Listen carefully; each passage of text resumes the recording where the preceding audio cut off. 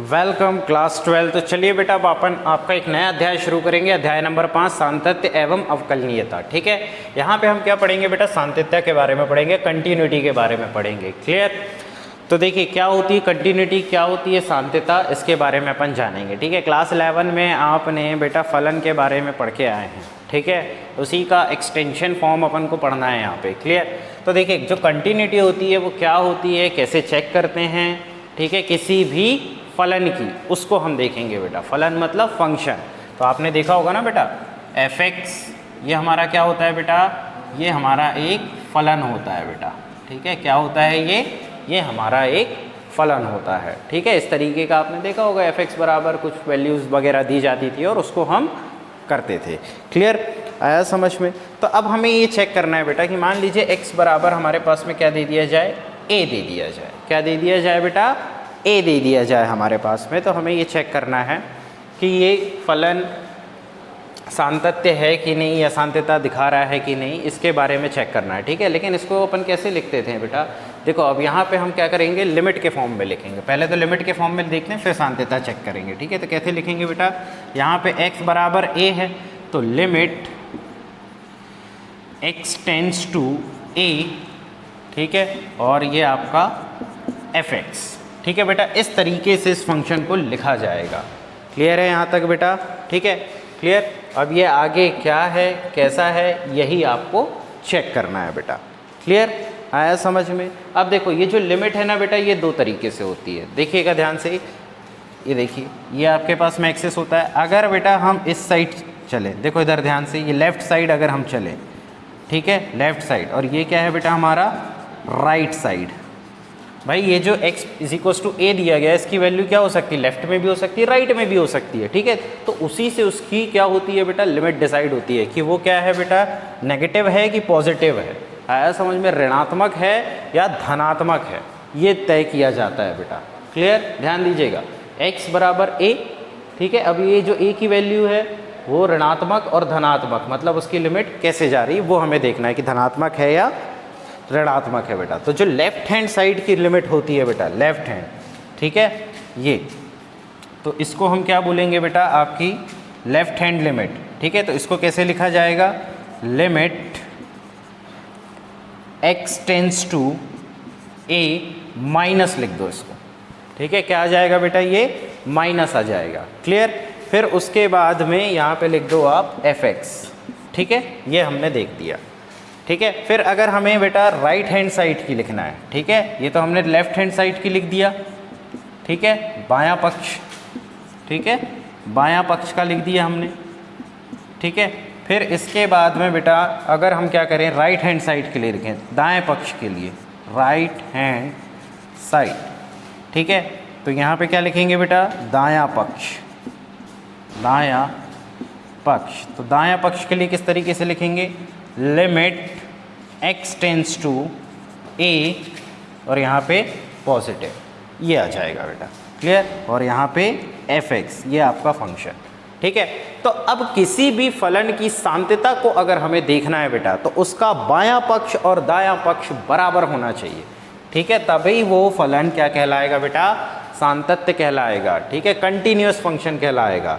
ठीक है, आया समझ में? अदरवाइज वो क्या होगा बेटा, सातत्य नहीं होगा। ठीक है, तो देखो ध्यान से किस तरीके से देखना है आपको, limit x tends to a negative, ठीक है, ऋणात्मक, fx बराबर limit x tends to a धनात्मक, ठीक है, और ये fx। ठीक है, क्लियर? ये इसके बराबर होना चाहिए बेटा। ठीक है, और एक और होना चाहिए बेटा, देख ध्यान से देखिएगा कि ये आपके f a के बराबर भी होना चाहिए। मतलब अगर ये तीन कंडीशन है बेटा, ठीक है, ये तीन कंडीशन अगर आपकी सही साबित हो रही है तो फलन आपका क्या है बेटा, सातत्य है। कैसा है, सातत्य है।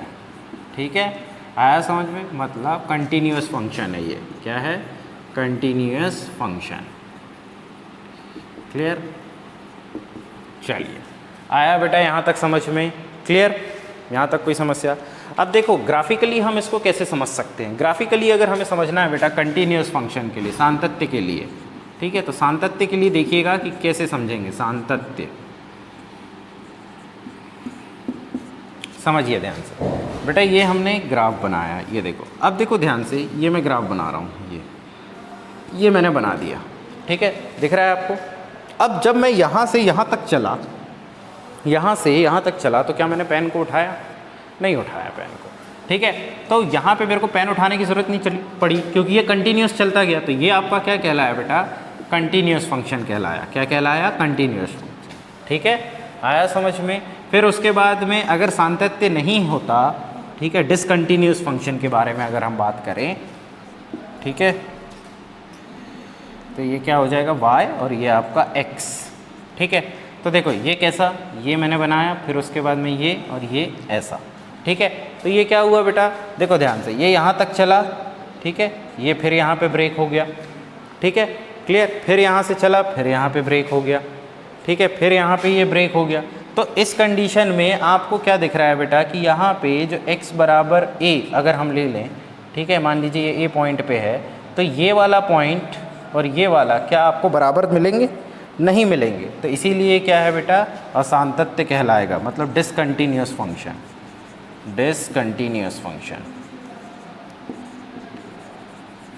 आया समझ में? इस तरीके से आपको करना है बेटा, क्लियर। तो ग्राफिकली भी आप देख सकते हैं, ठीक है, क्लियर।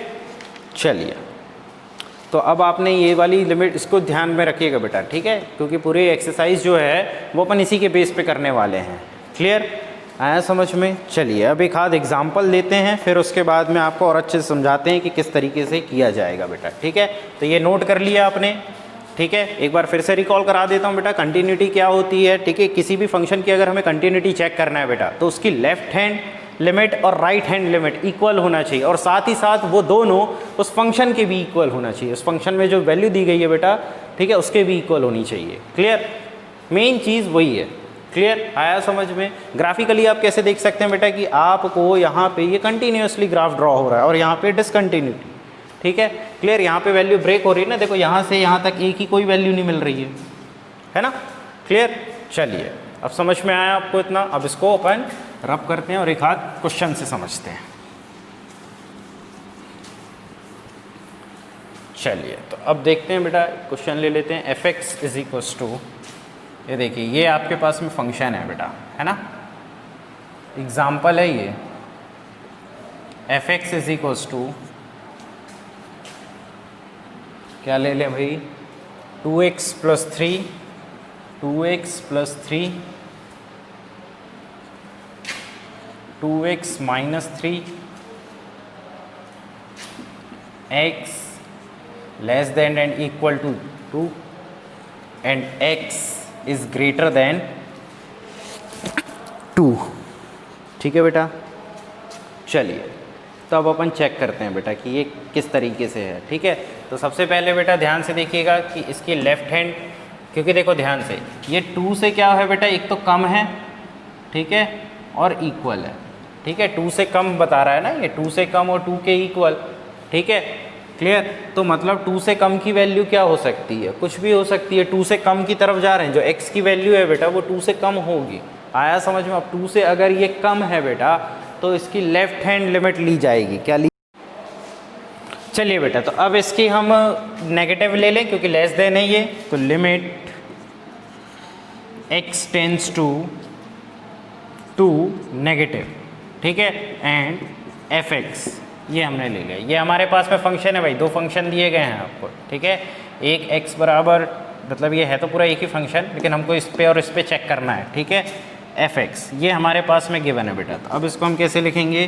देखिए, 2x टेंड्स टू 2 से कम है ना, तो हम एक काम करते हैं, एक लिमिट लेते हैं बेटा, लिमिट h टेंड्स टू 0, ठीक है। ये 0 नहीं होगी, ठीक है, h एग्जैक्टली 0 नहीं होगा, लेकिन ये 0 की तरफ बढ़ रहा होगा, ठीक है। तो इस तरीके से हम कह सकते हैं, क्लियर।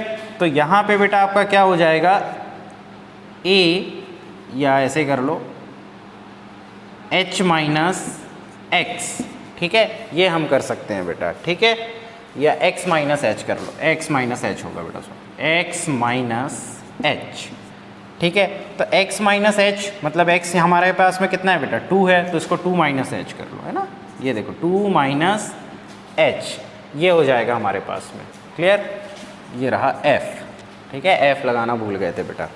क्लियर, चलिए तो अब क्या करेंगे अपन, ध्यान से, एग्जाम्पल सही है ना अपना, हाँ बेटा बिल्कुल सही है। चलिए आगे देखिए, अब इसको रखो यहाँ पे, ठीक है। इस पूरे को इसमें रख दो x की प्लेस पे, ये x बन गया ना आपका, तो यहाँ पे रख दो।